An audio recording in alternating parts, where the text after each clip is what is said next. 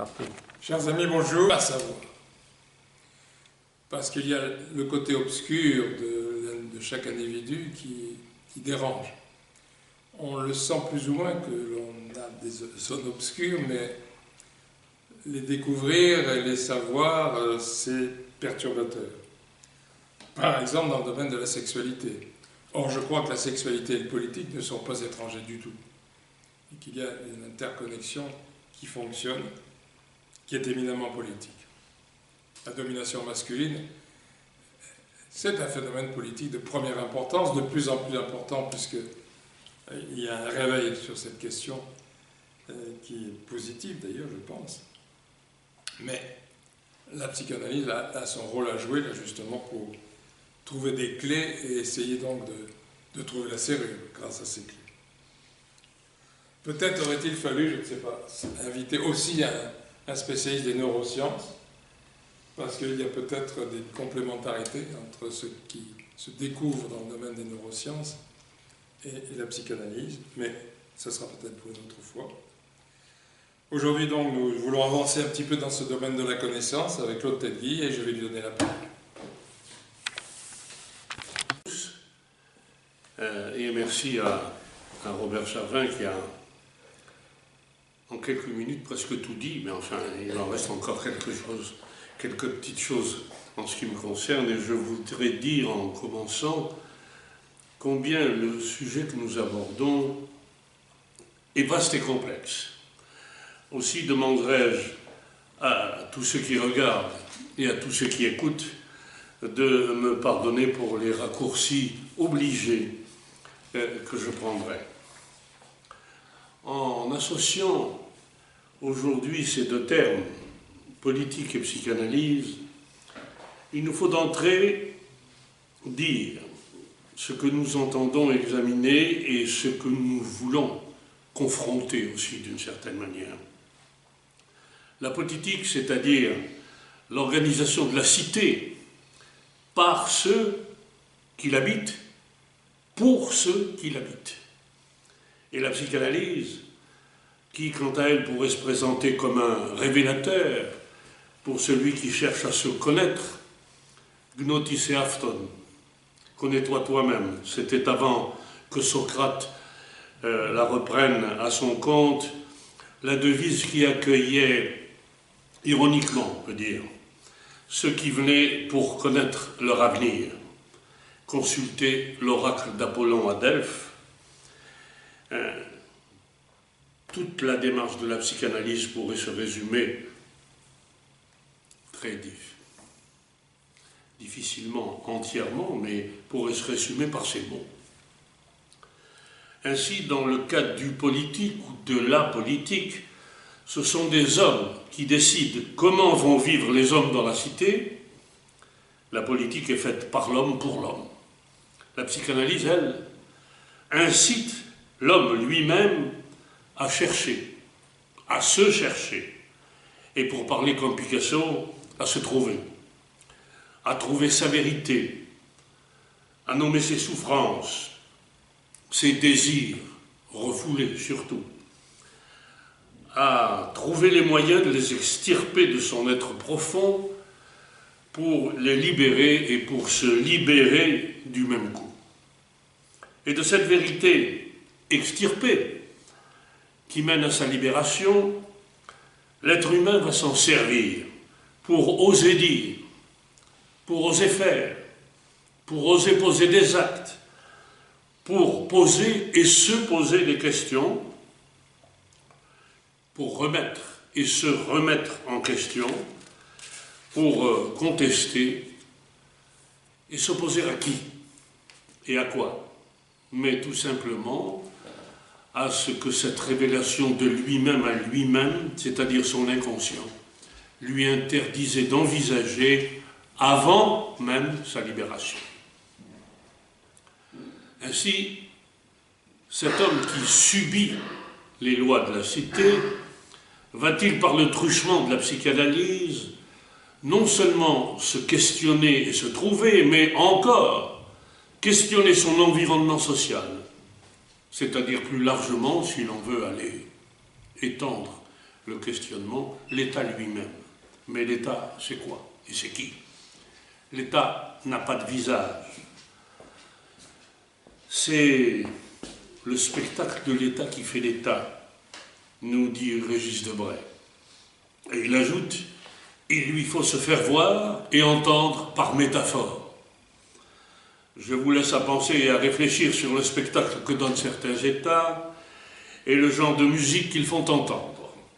Les exemples seraient trop cruels pour la majorité d'entre eux. Et si l'État n'a pas de visage, à qui s'adresser, sinon à une multitude de fonctionnaires qui le constituent, cet État, et qui n'assument pas la responsabilité globale de ce qu'il est? Faut-il le regretter, ou bien y voir encore une particularité du genre humain à se cacher, à s'abriter, sous l'aile protectrice du père ou de la mère, c'est-à-dire sous l'aile de l'autorité, pour, et en fin de compte, refuser d'accéder à une certaine maturité, à une certaine responsabilité. Et les hommes qui questionnent peuvent-ils tenter de bouleverser les données de la politique? Et avec quel résultat? L'assassinat de Lincoln a-t-il provoqué une prise de conscience de l'horreur du racisme? Non. Regardez Trump aujourd'hui. La révolution d'octobre 1917 en Russie a-t-elle libéré le peuple russe des tyrans et des tsars? Non. Regardez Poutine aujourd'hui. La décapitation de Louis XVI a-t-elle ouvert au peuple de France les chemins de la liberté? Non. Elle a seulement permis à Napoléon de bâtir un empire sur le sang des hommes. La libération des peuples asservis par les États colonialistes a-t-elle donné à ces peuples plus de liberté, de bonheur, de travail, de dignité? Non. Regardez les anciennes colonies, à commencer par l'Algérie. Il faut alors se demander pourquoi tous ces échecs, tous ces malheurs se sont versés inutilement et surtout ces espoirs déçus. Parce que ce sont des hommes qui font la politique partout dans le monde et que l'homme, et même celui qui se questionne, n'est préoccupé que par la réalisation de son moi narcissique, un moi qui n'aurait vaincu ni le ça, ni le surmoi, un moi détourné au profit de la réalisation d'un désir pervers, parfois et souvent, Robert Charvin en a parlé tout à l'heure, sexuel, mais dans tous les cas égoïste et surtout éphémère, qui s'appelle le pouvoir. L'exercice du pouvoir, c'est-à-dire la domination, la jouissance de la domination exercée sur l'autre. La psychanalyse, ce miroir qui met l'homme face à lui-même, cette psychanalyse qui entreprend de faire émerger pour chacun sa propre vérité, c'est-à-dire sa conscience, cette psychanalyse pourrait-elle faire en sorte que l'homme devienne meilleur? Je ne pourrais pas l'affirmer.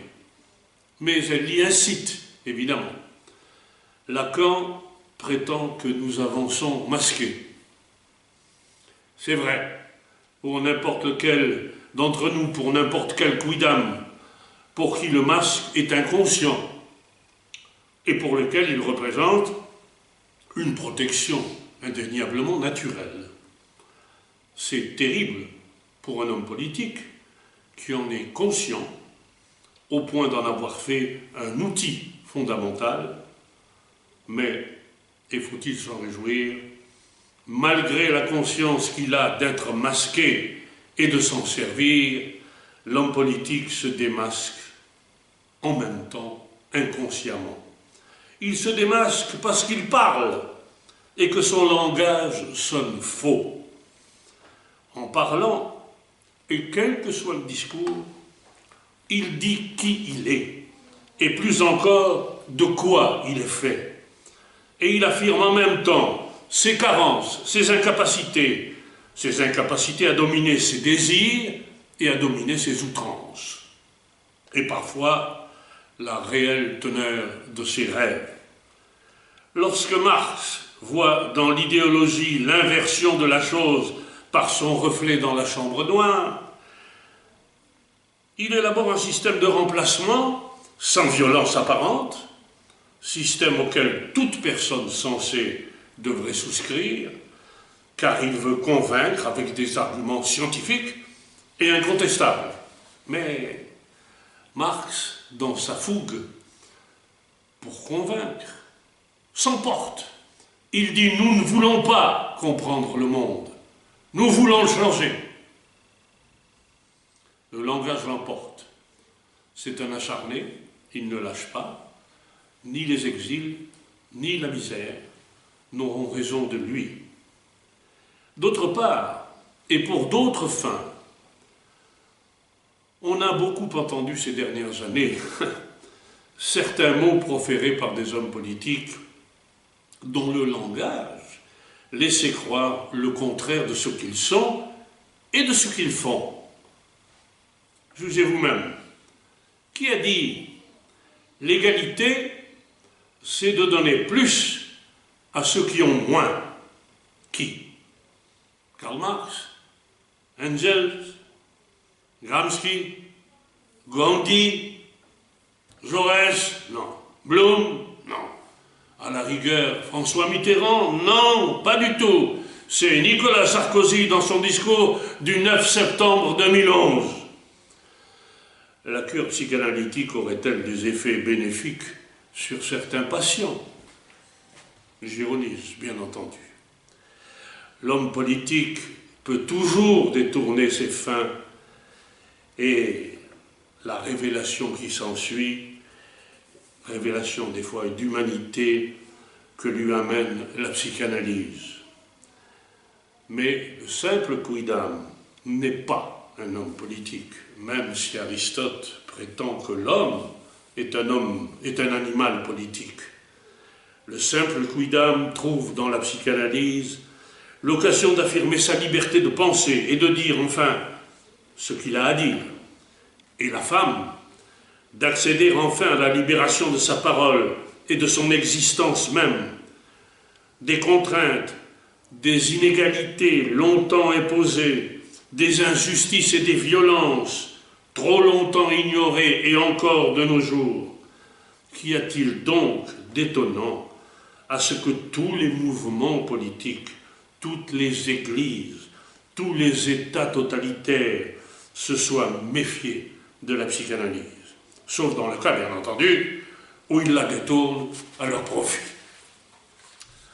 De Wilhelm Reich, qui dirigea à Vienne la polyclinique fondée par Freud de 1922 à 1930 et qui fut rejeté par le Parti communiste ainsi que par l'Association psychanalytique internationale en 1934 pour finir par mourir dans un pénitencier américain à Lewisburg en Pennsylvanie en 1957, en partie à cause de son livre que tout le monde plus ou moins connaît, Écoute petit homme, aux insultes proférées par l'Église qui voit dans la psychanalyse une maladie de notre temps, comme le communisme, une école d'irresponsabilité et un instrument par lequel l'homme est déshumanisé et un danger parce qu'elle est le fruit grossier du matérialisme de Freud, article publié en 1953 par la pensée catholique,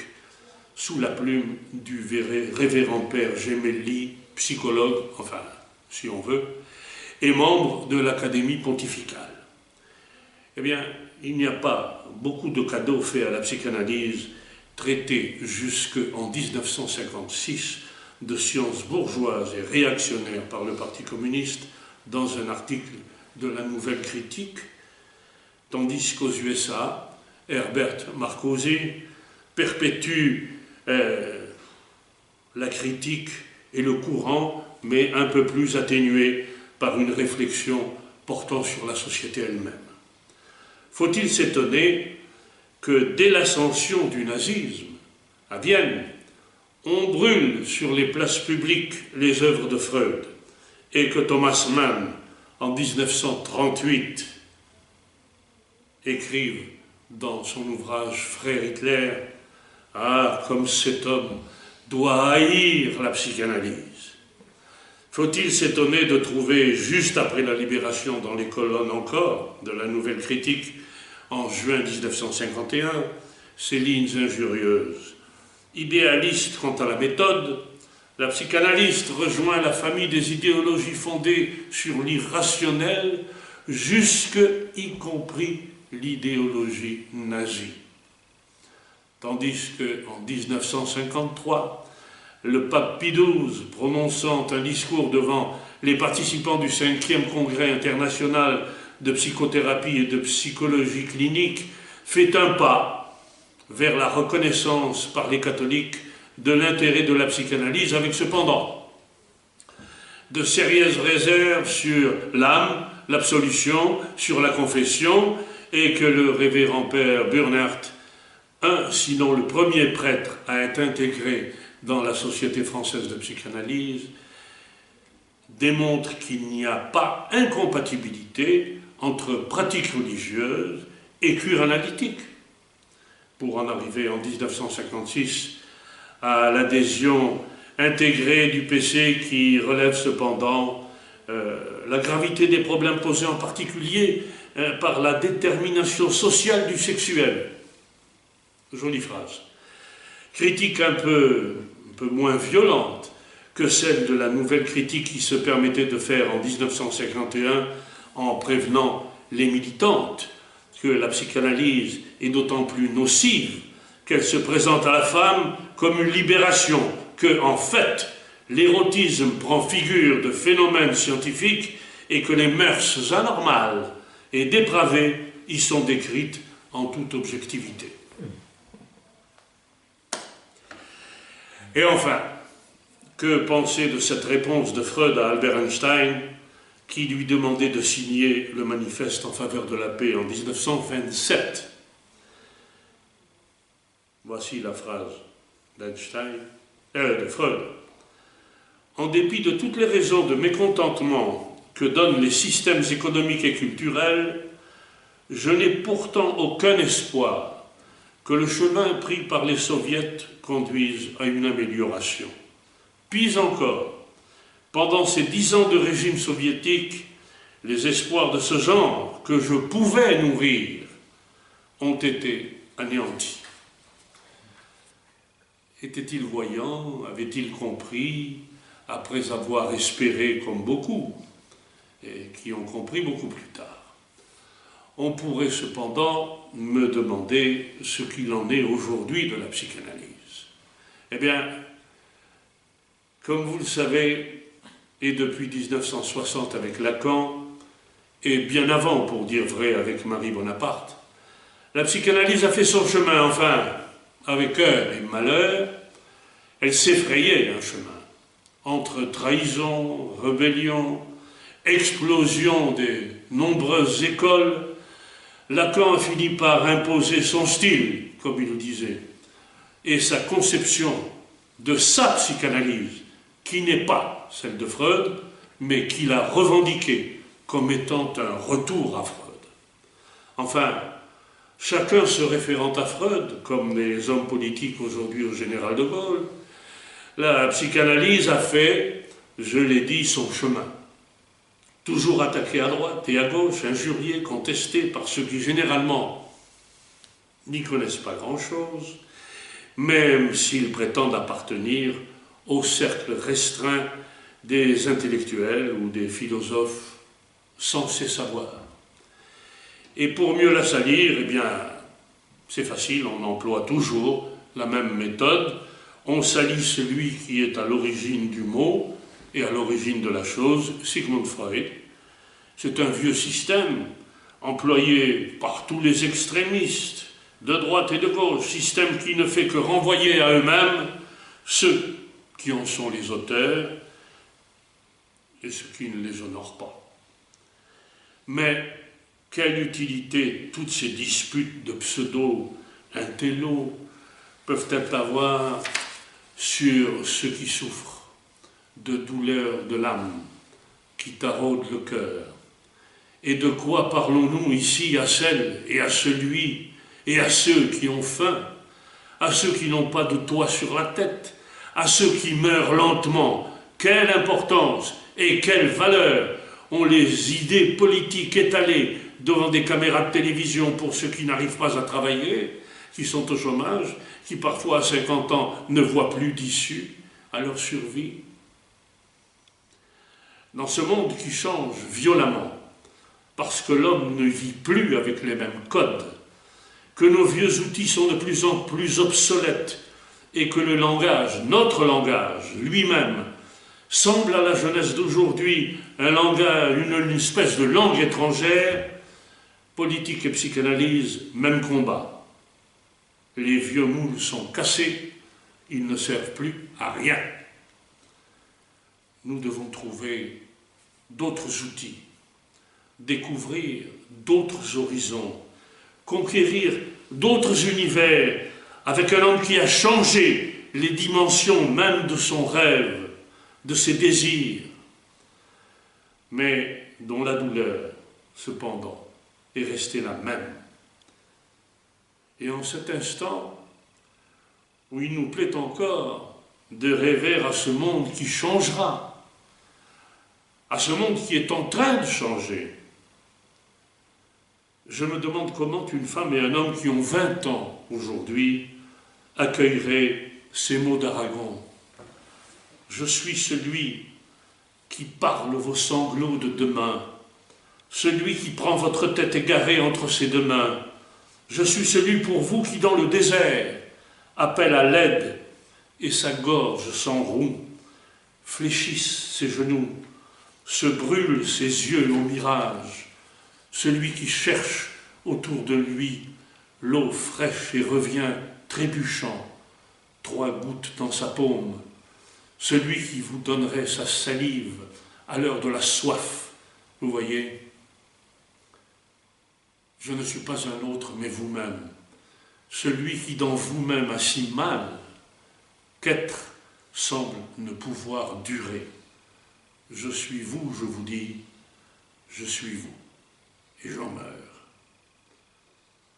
Tandis que, en arrière-plan, j'entends encore la voix des lois pleines de passion retenue, et avec cette pudeur qui était la sienne, nous dire « Je parle de ce qui est bien, je parle de ce qui m'aide à vivre, de ce qui est bien.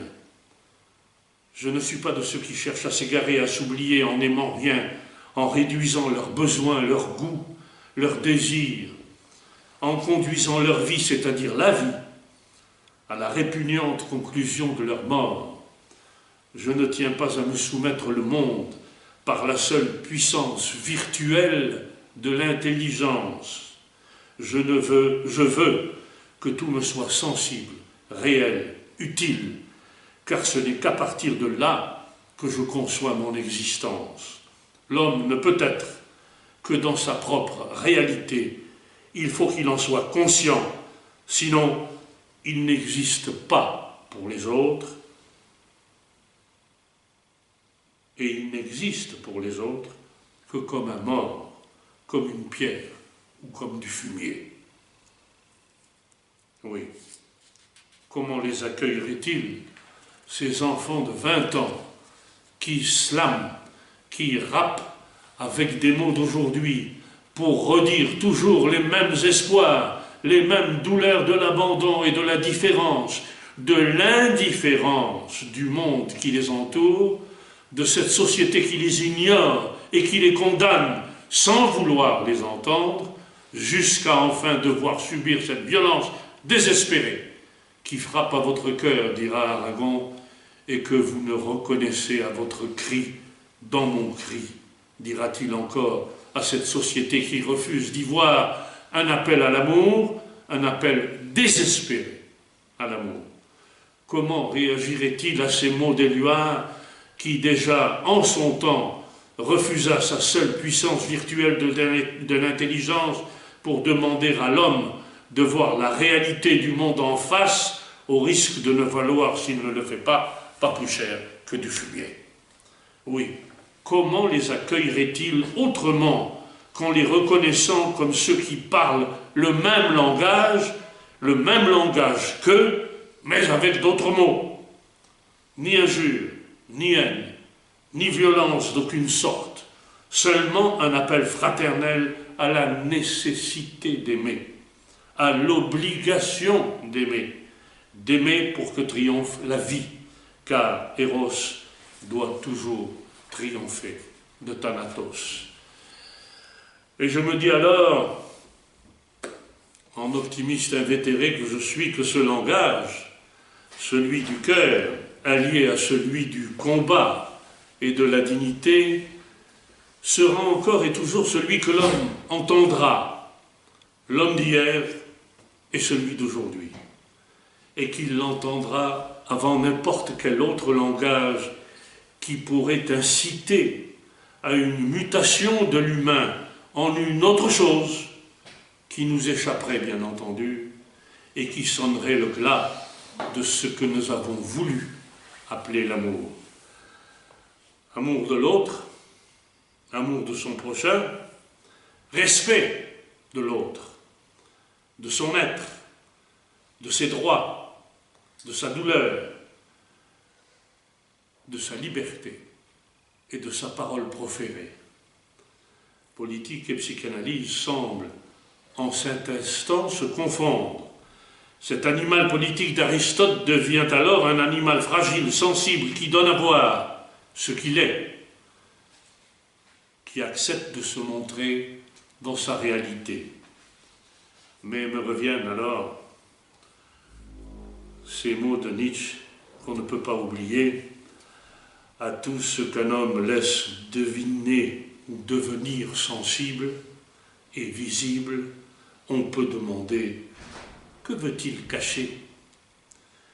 Et je me dis que malgré toutes les bonnes raisons que je pourrais trouver pour douter de lui, je l'aimerais, cet homme, qui change certainement la donne, qui hésite par peur de perdre ce qu'il croit avoir gagné, ce qu'il croit posséder, ce qu'il estime de bonne foi lui appartenir, cet homme qui se trompe, mais qui est porteur en même temps de cette psyché dolorique et fluctuante, à laquelle, en humain que je suis, j'ai décidé de faire confiance malgré tout. Confiance dans sa volonté consciente ou inconsciente de liberté, qui nous semble non seulement une recherche, un désir, un besoin personnel de l'homme pour lui-même, mais aussi, et grâce à elle, un moyen d'accéder à cette ouverture à l'autre, à ce souci de l'autre que représente le désir d'égalité qui concerne l'humanité tout entière. Aussi, nous semble-t-il, le combat personnel que l'homme mènera pour sa liberté doit-il le conduire à des conceptions, à des ouvertures sur cette égalité nécessaire au genre humain, ou tout au moins à ce refus absolu des inégalités, attitude qui s'apparente à une conception politique de l'existence et donc à un combat incessant. Mais nous ouvrons là, évidemment, une nouvelle page, un nouvel aspect, et pas des moindres, de la question initialement posée, à savoir si politique et psychanalyse pouvaient coexister, pouvaient faire bon ménage, et comment. Comme vous l'avez compris, la question, évidemment, reste ouverte. Je vous remercie de votre attention, en regrettant toutefois de ne pas pouvoir débattre avec un public qui nous ouvrirait des voies de réflexion beaucoup plus importantes que les quelques mots que j'ai prononcés. Mais un jour peut-être le ferons-nous. Merci. On vous remercie et dès que la crise sanitaire nous permettra d'organiser un débat présentiel, puisque c'est un mot à la mode. À la mode.